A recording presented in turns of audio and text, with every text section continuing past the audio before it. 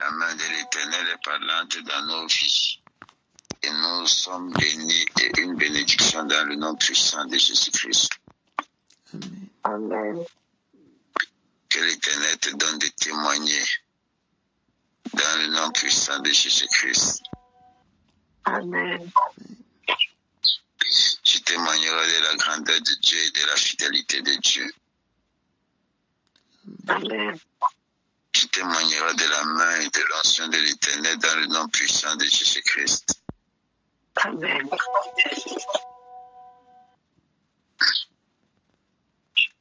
Oh Seigneur, nous voulons célébrer ton Saint-Nom. Nous voulons célébrer ton Saint-Nom. Nous voulons célébrer ton Saint-Nom parce que nul n'est comme toi et nul n'est comparable à toi. Toi, tu es une bénédiction, Seigneur mon Dieu. Seigneur, tu es une bénédiction pour chacun d'entre nous. Tu es un témoignage vivant, Seigneur. Pour cela, nous te disons merci et nous exprimons notre profonde reconnaissance pour ta main, Seigneur mon Dieu, dans nos vies et pour le privilège, Seigneur mon Dieu, que tu aies appelé chacun d'entre nous. Nous te donnons merci au nom puissant de Jésus-Christ. Amen. Soyez visités ce matin dans le nom puissant de Jésus-Christ. Amen.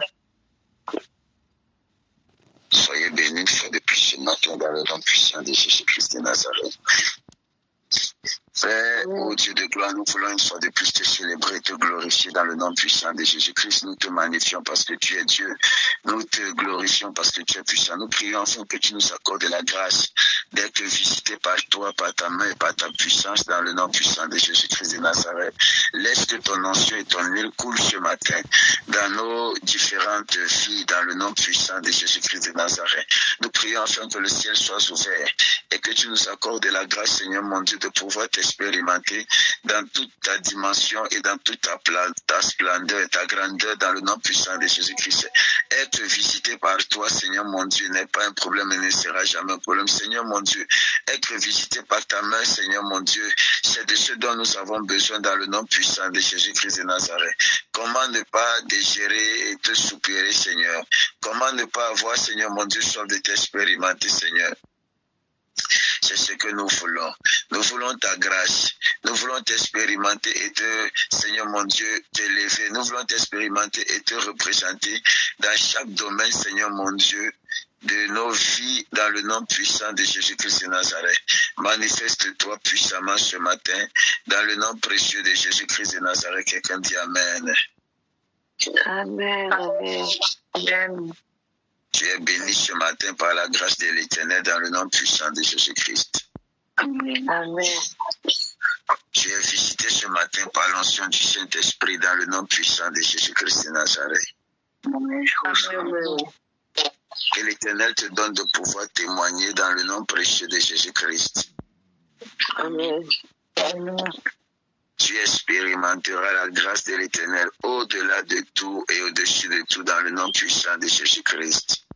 Amen. Amen. La main de l'Éternel est sur toi dans le nom précieux de Jésus-Christ. Son bon ici. Amen. Amen. Amen. Gloire à Dieu. Amen. Alors, nous allons partager quelques minutes une parole. Après quoi, je vais laisser la parole à Marie-Esther en 10 minutes qui va partager avec chacun. Vous allez célébrer l'Éternel dans le nom précieux puissant de Jésus-Christ. Très rapidement, nous allons ouvrir la Bible dans le livre de Marc, chapitre 9, verset 22 au verset le verset 17 au verset 23. Je vais lire au nom du Seigneur Jésus-Christ. Amen. Et un homme de la foule lui répondit, Maître, j'ai amené auprès de toi mon fils qui est possédé d'un esprit muet. En quelques lieux qu'il le saisisse, il le jette par terre, l'enfant écume, grince des dents et devient tout raide. J'ai prié tes disciples de chasser l'esprit et ils n'ont pas pu. Race incrédule, leur dit Jésus, jusque j'attends serai-je avec vous. Jusqu'à quand vous supporterai-je? Amenez-le-moi. On le lui amena, et aussitôt que l'enfant vit Jésus, l'esprit l'agita avec violence. Il tomba par terre et se roulait en écumant. Jésus demanda au Père, combien y a-t-il de temps que cela lui arrive? Depuis son enfance, répondit-il. Verset 22. Et souvent l'esprit l'a jeté dans le feu et dans l'eau pour le faire périr. Mais si tu peux quelque chose, viens à notre secours. Aie compassion de nous. Jésus lui dit, si tu peux, tout est possible à celui qui croit. Père, je bénis ton nom pour ta parole. Qu'il me soit permis de la transmettre dans toute sa véracité. Que gloire et honneur te reviennent dans le nom puissant de Jésus-Christ. Que les saints disent Amen. Amen. Amen, amen. Amen, amen. Amen. J'aimerais très rapidement te parler ce matin sur le thème ta connaissance te donne accès à une dimension de manifestation. Ta connaissance détermine ton niveau de manifestation. J'ai envie de dire ce matin que plus tu connais Dieu, plus tu as accès à lui. Plus tu connais Dieu, plus tu as accès à des dimensions de lui. En fait, c'est ton niveau de te donne accès à des paliers de Dieu. Beaucoup de personnes aujourd'hui n'expérimentent pas certaines choses, pas parce que ces choses ne sont pas accessibles, mais tout simplement parce que leur connaissance ne leur donne pas accès à ces choses-là. Vous ne pouvez pas manifester ce que vous ne connaissez pas et ce que vous ne comprenez pas. Vous ne pouvez pas faire usage de ce que vous ne comprenez pas et ce que vous ne connaissez pas. Alors, à chaque fois que nous allons manifester ou poser une action, est-ce que tu sais, mon ami, que tes actions déterminent ton niveau de connaissance. Tes actions disent plus sur ton degré de connaissance. C'est-à-dire qu'à chaque action que tu poses, on peut déterminer si celui-ci connaît ou s'il ne connaît pas, mes amis. La plupart du temps, nos actions en disent beaucoup plus sur ce que nous connaissons ou ce que nous ne connaissons pas. Dites Amen en avance. Amen, amen.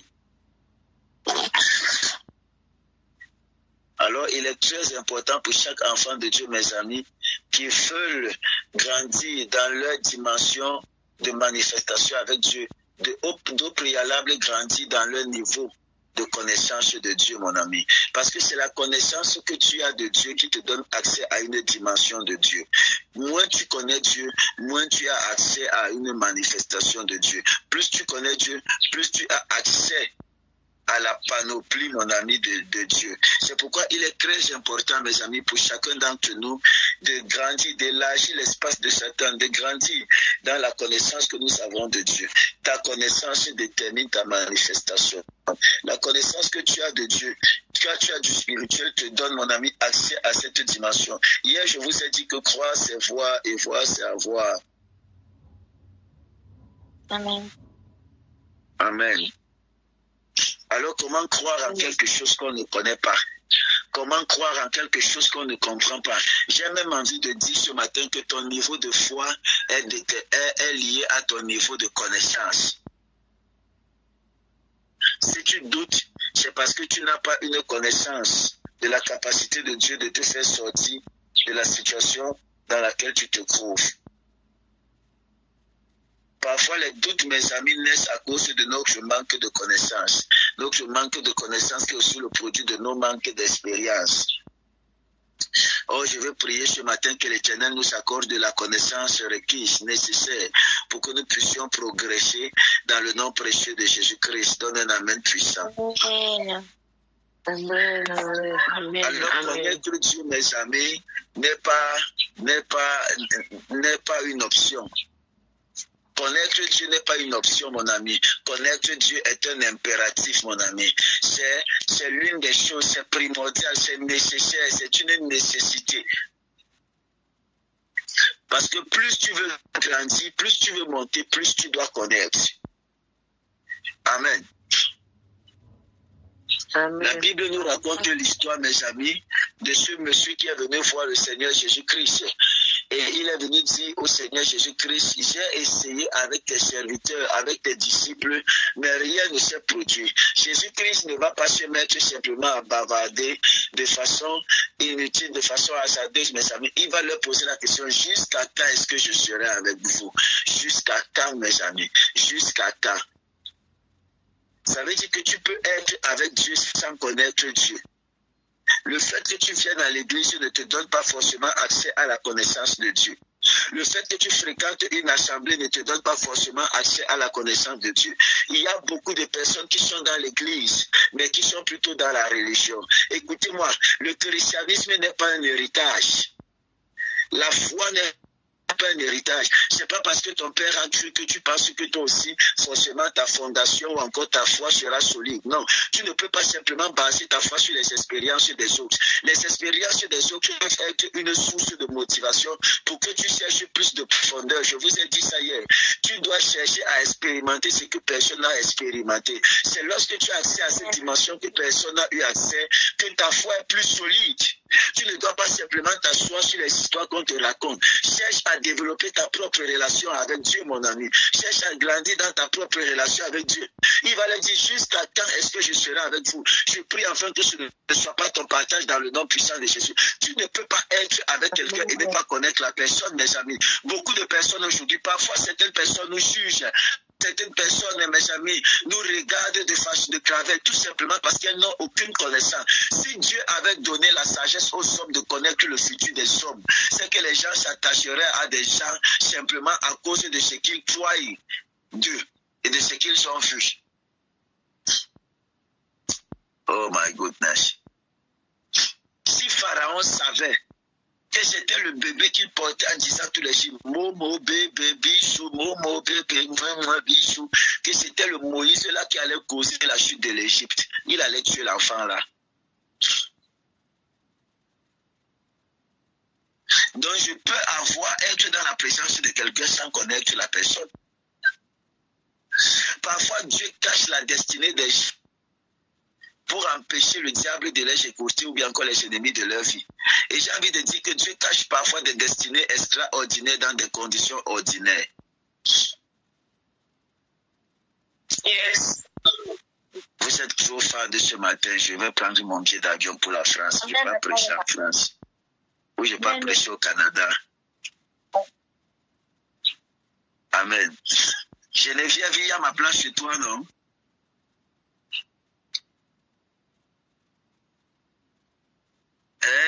C'est la servante Geneviève. Il y a ma place chez toi. Il y a ma place chez qui encore? D'ailleurs, je sais que si j'arrive en France à n'importe quel moment, je ne vais pas manquer ou dormir. Comment? Je n'ai même pas besoin d'aviser. J'arrive, bim.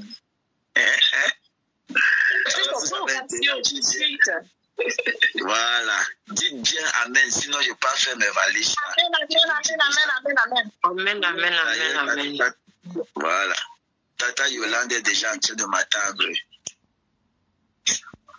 Amen. Amen, papa. Frère, c'est très important pour vous d'avoir et de prier. J'ouvre une parenthèse. Lorsque vous entrez en contact avec quelqu'un, demandez à Dieu de vous donner la révélation ou la connaissance vraie de ces personnes-là. Parfois, nous nous engageons dans certaines choses, nous regrettons parce que nous ne connaissons pas la nature de ces personnes, nous ne connaissons pas la dimension spirituelle de ces personnes. Je vous encourage toujours, ne restez pas simplement là et prier avec moi et dites oui, amen, mes amis. Allez parfois prier pour demander à Dieu qui est la personne avec laquelle vous priez. Est-il de Dieu? Est-il véritablement de Dieu? C'est très important d'avoir une connaissance. Je pense que si vous avez même la révélation spirituelle de la personne avec laquelle vous priez, vous allez plus l'honorer et le respecter. C'est tout simplement parce que nos connaissances des gens sont souvent basées simplement sur des relations ou sur la connaissance charnelle. Que nous jouons avec des personnes que nous avons, nous ne reconnaissons pas que ce sont des trésors. Que Dieu nous aide dans le nom puissant de Jésus-Christ. Alors il est très important. Est-ce que tu sais que la connaissance que tu as de quelqu'un détermine ton comportement vis-à-vis de la personne? Moins tu connais quelqu'un, moins tu agiras avec la personne, mon ami. Plus tu connais quelqu'un, plus tu connais ce que la personne aime et la personne n'aime pas. Et tu sauras quelle action poser et qu'est-ce que tu dois dire. Amen, papa, vérité. Il en est de même avec l'Éternel, mon ami. Connais ton Dieu et tu auras accès à ta dimension. Amen. Connais ton Dieu et tu auras accès à de nouvelles dimensions. Somebody say amen. Amen. Amen. Nous ne manifestons pas parce que la chose n'est pas disponible, mais parce que nous ne connaissons pas que nous avons accès à cette dimension-là. Alors, il est très important pour vous de grandir.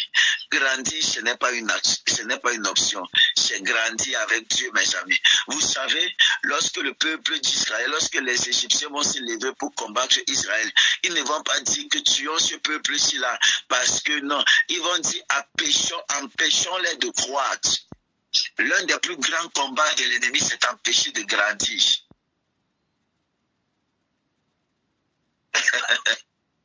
Amen. Empêchons-les de croître parce que s'ils deviennent plus nombreux, ils vont connaître leur potentiel et ils risqueraient de terminer. Arabe, c'est que si tu connais ton potentiel, ce qu'il fait, c'est qu'il te maintient dans l'ignorance. Il te maintient dans l'ignorance, mon ami. Amen. Amen. Alors la connaissance est très importante. Je vais vous encourager, mes amis. Connaissez Dieu, grandissez avec Dieu, mes amis. Plus tu connais Dieu, plus tu as accès à des dimensions de Dieu que personne n'avait, mon ami. Jésus étonné, mes amis, va lui répondre. Plus loin vous ferez, mes amis, que ce monsieur-ci va venir dire, mes amis, que si tu peux, et Jésus-Christ va lui dire, si je peux encore, comment frère? Donc tu es en train de m'apporter une situation là, et tu ne crois même pas que je peux la résoudre. Comment tu mets encore si c'est une condition? Ça veut dire que tu ne crois pas que je sois capable de le faire. L'homme amène le paralytique vers Jésus, mais il ne connaît même pas véritablement qui est celui vers qui il est en train d'amener le malade. Ton ignorance peut te fermer les portes. Ton ignorance peut te pousser à commettre des erreurs. L'ignorance est un danger, mes amis. L'ignorance est un danger, je vous assure. Ton ignorance peut te pousser à mal parler. Ton ignorance, mon ami, peut te pousser à ne pas bénéficier de gaz, à ne pas bénéficier de quelque chose. Ton ignorance.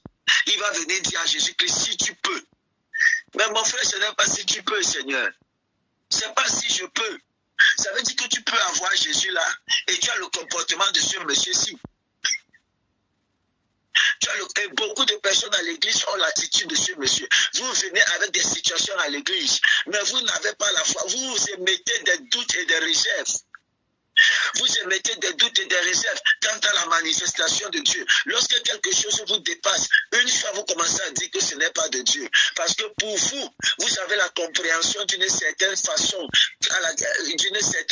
que Dieu devait se manifester. Ça veut dire que lorsque vous apportez même certaines situations, vous doutez même, vous ne croyez même pas totalement que Dieu soit capable. C'est pourquoi vous cherchez encore des solutions ailleurs.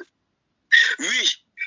C'est pour ça que vous cherchez encore des solutions ailleurs. C'est pour ça que vous essayez encore de vous battre par vous-même. C'est pour ça que vous êtes encore en contact avec des hommes.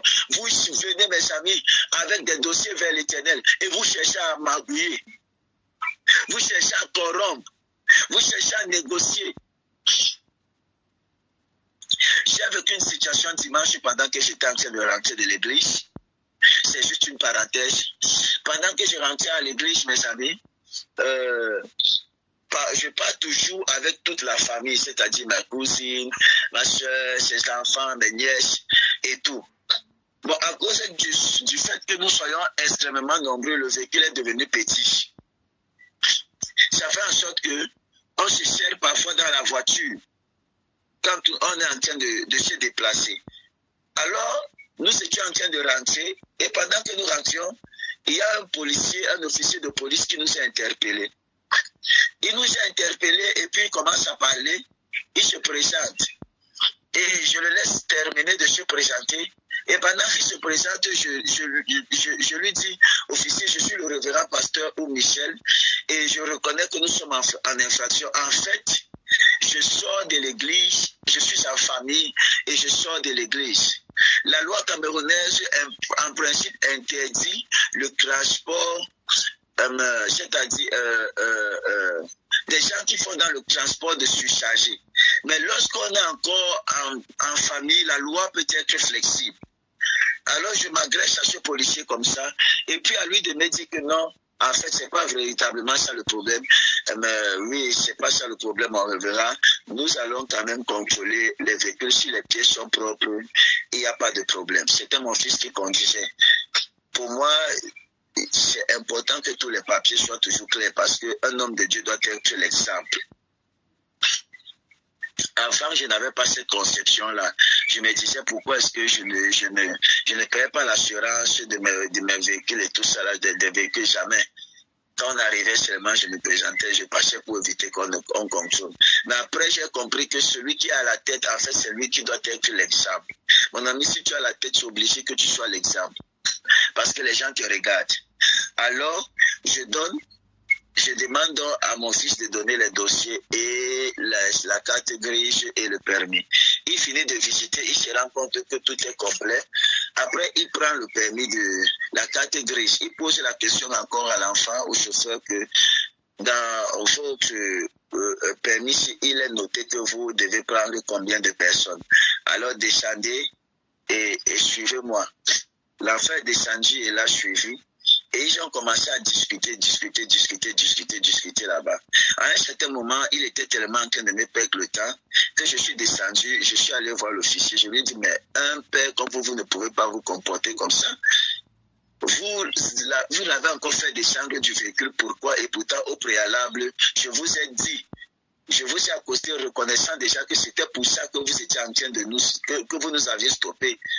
C'est-à-dire la surcharge. Et je vous ai dit que nous sommes en famille. En principe, à ce niveau, la loi doit être flexible. Il dit que non, dit au pasteur d'aller s'asseoir dans le véhicule. Je lui dis que je ne bouge pas parce que je sais que vous allez menacer, vous êtes en train de vouloir menacer pour que l'enfant négocie et que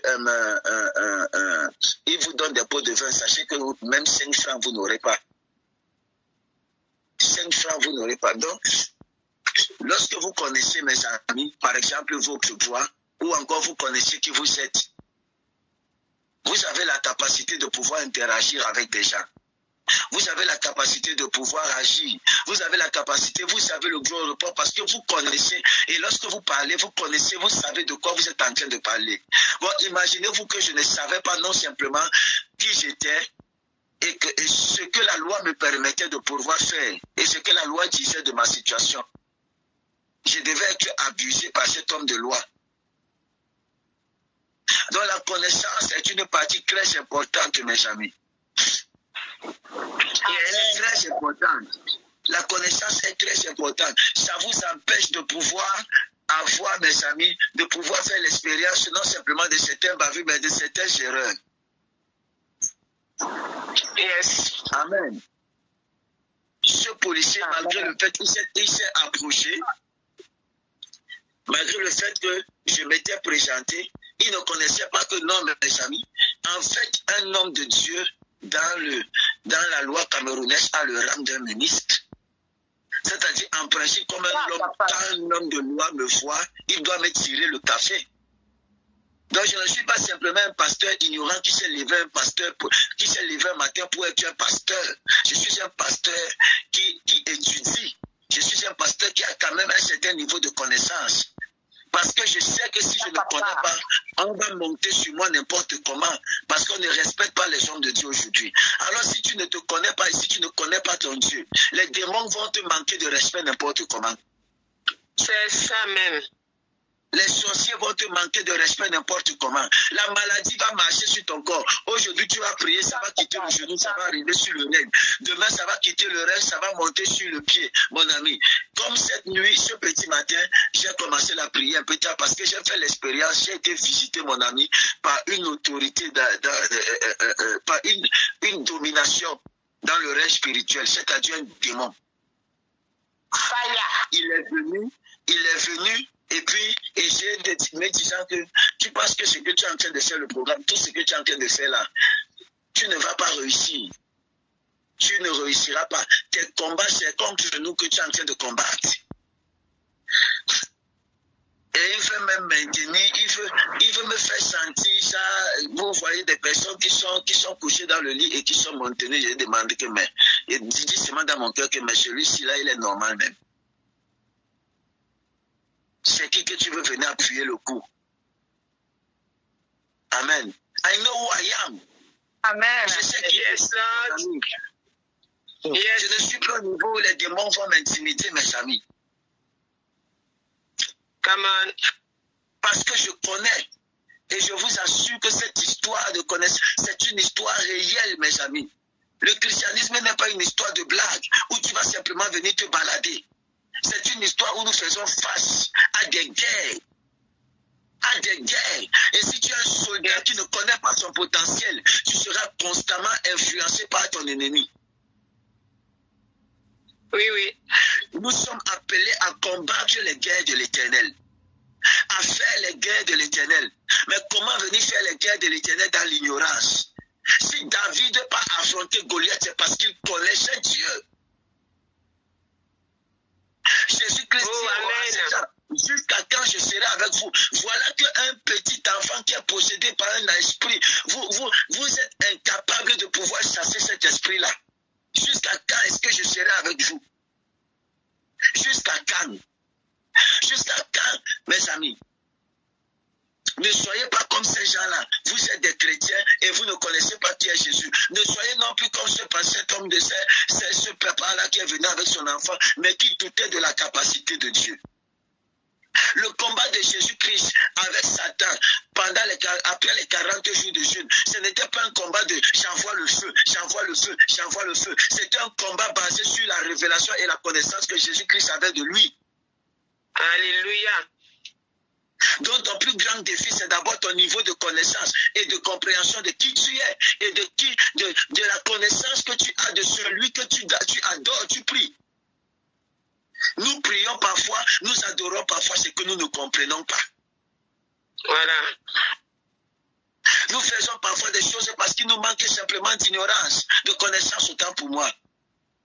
Tu pries, mais tu pries quoi? Il y a des personnes ici là qui sont dans l'église, mais qui ne sont même pas encore convertis. Vous êtes dans la foi depuis 30 ans, depuis 20 ans, depuis 10 ans, mais vous n'êtes pas encore des vrais convertis. C'est possible, je vous dis la vérité. C'est possible d'avoir la prétention de marcher avec Dieu. Mais en fait, on n'est même pas en train de marcher avec Dieu. Il y a des personnes qui ont 20 ans de religion à l'église, sans transformation. Oui, même si vous ne voulez pas l'entendre, un jour ma soeur m'a dit que c'est une vérité crue, mais c'est essentiel. Mais il faut qu'on vous dise afin que vous grandissiez, mes amis. C'est important. C'est important, mes amis. Vous allez simplement passer le temps à attendre que vous priez pour vous. Compris pour vous. Qu'est-ce que vous faites pour croître vous-même? Yeah. Qu'est-ce que vous faites pour connaître Dieu vous-même? Même les petits enseignements qu'on vous donne ici, vous ne les réécoutez pas. Mes amis, j'enregistre tous les messages de mon Père. Tous les messages. Quand j'arrive même à côté d'un homme de Dieu et qu'il dit quelque chose qui est changé, j'enregistre. Après, je pars, j'écoute. Mon téléphone est plein des enregistrements, je vous dis la vérité. Rien que les enregistrements. Parfois, je reste comme ça, je mets, j'écoute, je prends note encore, j'écoute, je prends note, j'écoute, je prends note. C'est-à-dire, je ne pars pas simplement à l'église pour écouter et puis ça passe. Non, mes amis. Je sais que les enseignements qu'on est en train de donner là, c'est une connaissance qui me permet d'avoir accès à une autre facette de moi. Alors, ce n'est pas une connaissance que je dois simplement recevoir de façon passive. C'est une connaissance que je dois m'atteler à appliquer. Amen. Qu'est-ce que vous faites des enseignements que vous recevez à l'église? Vous qui dites que vous êtes à l'église depuis 10 ans, quelle est la pratique de ces connaissances que Dieu vous donne? Quelle est l'influence que ces enseignements ont dans vos vies familiales, dans vos vies entrepreneuriales, dans vos vies des professionnels, dans vos vies des affaires, dans vos finances? Est-ce que vous connaissez même véritablement Dieu? That is the question. Do you know God?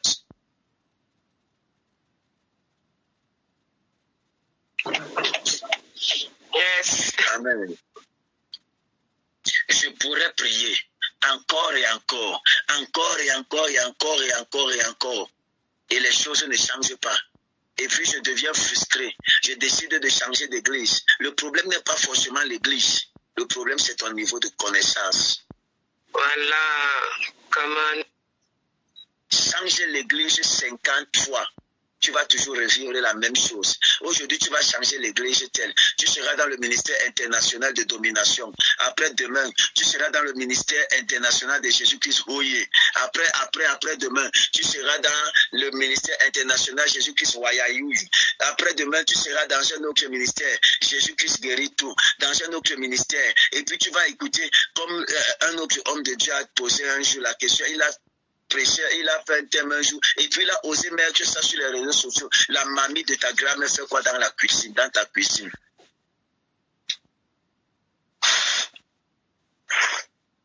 Amen. C'est-à-dire, nous avons des choses, nous nous déplaçons, tout simplement parce que nous manquons de connaissances. Tu peux quitter d'un lieu pour un autre lieu parce que tu sens que tu n'es pas enrichi, parce que tu sens que tu ne grandis pas. Et ce que tu cherches, c'est de grandir, de connaître plus Jésus.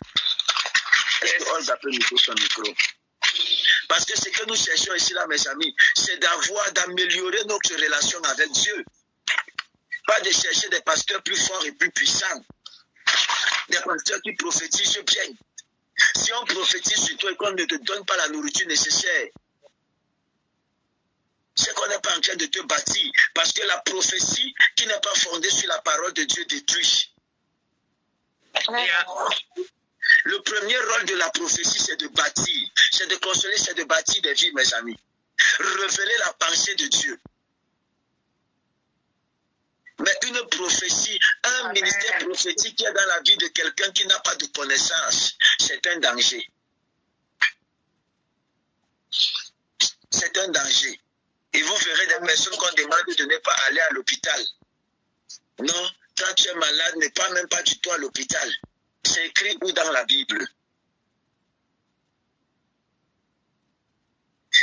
N'est-ce pas Dieu qui a inspiré des gens pour cela? Ce que nous savons, c'est que les médecins soignent, mais Dieu guérit. Amen.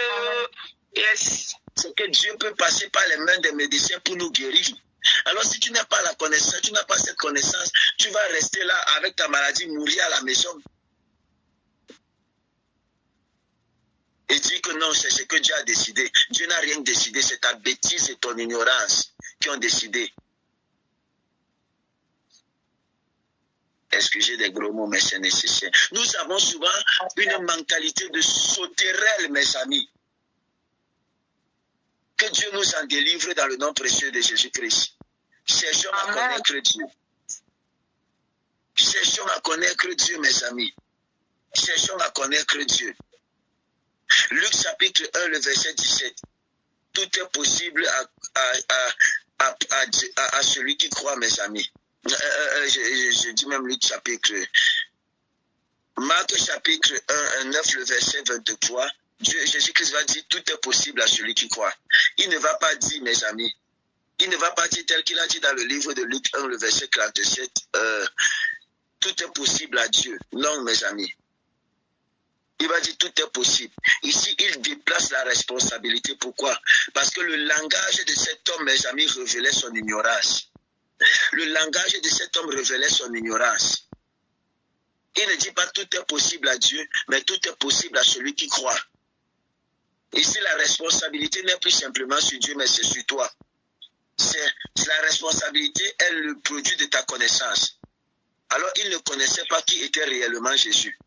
Il n'avait pas entendu, ou il ne croyait pas, il connaissait qu'il y avait certainement quelqu'un, mes amis, mais il ne croyait pas que Jésus-Christ était capable véritablement de faire.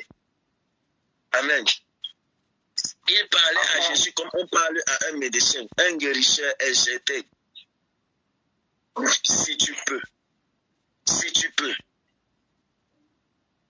Si tu peux. Amen.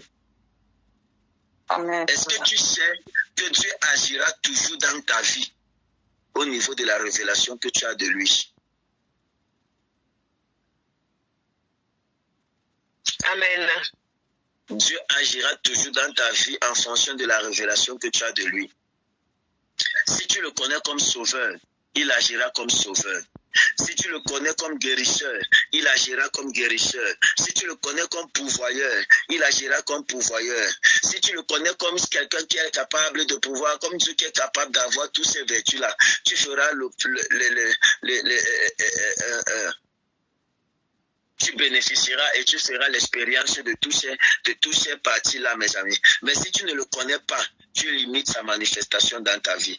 Voilà pourquoi Jésus-Christ a dû se présenter, mes amis, à cet homme. Non pas comme le Fils du Dieu dans sa plénitude, mais comme le Fils de l'homme qui prie et qui croit, mes amis. Parce que c'était le seul langage que cet homme avait besoin et que cet homme pouvait comprendre. Il ne s'est pas présenté comme Dieu qui est capable de faire tout. Il s'est présenté comme le Fils de l'homme qui donne, qui, mes amis, qui est en partenariat avec toi. Est-ce que je parle à quelqu'un? Amen. Ta révélation détermine ton expérience. Ta connaissance de Dieu conditionne ton accès à cette dimension. Yes. Amen. Les disciples dans la tempête, dans le livre de Marc chapitre 4, de verset 38 au verset 41, vont commencer à crier, nous périssons.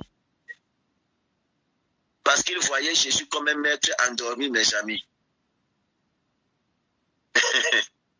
Est-ce que je parle à quelqu'un? Amen. Ils voyaient Jésus comme un maître endormi. Ils ne voyaient pas Jésus comme quelqu'un qui a la capacité de commander les vents, de parler aux tempêtes. Est-ce que je parle à quelqu'un? Amen. Quand Jésus-Christ va se réveiller, il va d'abord agir comme un pédagogue avant de se révéler comme le Dieu qui commande aux éléments, mes amis. Il va dire, pourquoi me réveillez-vous jusqu'à quand, mes amis? Il va leur enseigner. Est-ce que je parle à quelqu'un? Amen, amen. Amen. David connaissait qui était son Dieu, c'est pour ça qu'il a osé, mes amis. Abraham sur la montagne dans Genèse 22, le verset 14. Il dit, c'est parce qu'il a osé croire que Dieu pouvait ressusciter Isaac. Donc Abraham dans Genèse croyait déjà à la résurrection, quelque chose qu'il n'avait même pas encore expérimenté. C'est pour ça qu'il est parti donner son fils. Abraham croyait en des choses qui n'existaient même pas encore. Il avait déjà accès au pain. Abraham n'a pas mangé seulement le pain d'aujourd'hui, mes amis. Abraham mangeait le pain d'hier, d'aujourd'hui et de demain. Amen. Oh, alléluia. Mes amis. Amen. Amen, amen, amen. Yes, amen. Il a découvert une nouvelle dimension de Dieu, mes amis. Jéhovah Jireh, mes amis, le Dieu pourvoyeur. Il a expérimenté un Dieu qui a la capacité, qui allait ressusciter son fils. Abraham était avec son fils, mais il avait déjà vu Dieu ressusciter Jésus-Christ. Il a mangé le pain d'aujourd'hui et il a mangé le pain de demain. Come on, yes. Alors ne laisse pas ta relation avec Dieu s'arrêter au niveau de si tu peux. Non. Ne laisse pas ta relation avec Dieu t'arrêter au niveau de tu marches sans chercher à avoir la révélation. Plus tu le connais, mon ami, plus tu l'expérimentes. Plus tu le connais, mieux tu l'adores. Plus tu le connais, mieux tu l'adores et plus il se révèle. Plus tu as de la lumière, mon ami, plus tu entres dans cette dimension. Ta vie spirituelle ne sera jamais plus grande que la révélation que tu as de Dieu. Je répète, ta vie spirituelle ne sera jamais plus grande que la révélation que tu as de Dieu. Jamais. Yes. Amen. Amen. Le Seigneur Jésus nous aide dans le nom puissant de Jésus-Christ. Amen. Il nous donne d'avoir la connaissance nécessaire dans le nom précieux de Jésus-Christ. Amen. pendant ces 40 jours, il ne sera pas simplement question pour toi de prier. Oh Seigneur, donne-moi l'argent. Oh Seigneur, change ma situation. Oh Seigneur, non. Seigneur, donne-moi accès à des dimensions que je ne connaissais pas. Cherche, mon ami. Cherche à trouver ce que personne n'a trouvé dans ta génération. Cherche. Soyez bénis ce matin dans le nom précieux de Jésus-Christ. Alors, je vais passer la parole à Marie-Esther. Marie-Esther, tu as quelques minutes pour partager avec nous ou avec, je ne sais pas vers qui le Seigneur t'a dirigé, mais tu as la parole. Amen, amen. N'hésitez pas à liker, à partager la chaîne et à vous abonner. Soyez bénis.